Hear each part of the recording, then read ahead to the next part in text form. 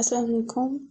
This video topic is how to install Audacity in your PC or Windows 10.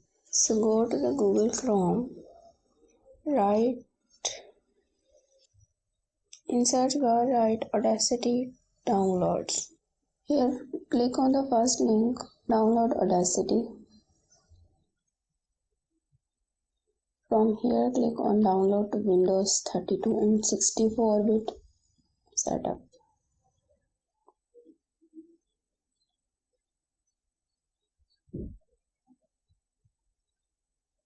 Now the setup is installed.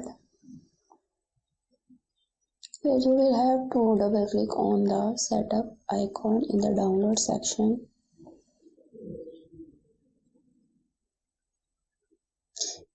Select language and click OK.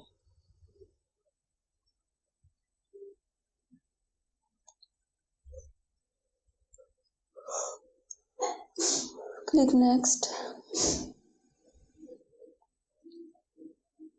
You will have to check the terms and conditions of Audacity and after that click next. Here you will have to select the path of destination where you want to install your application.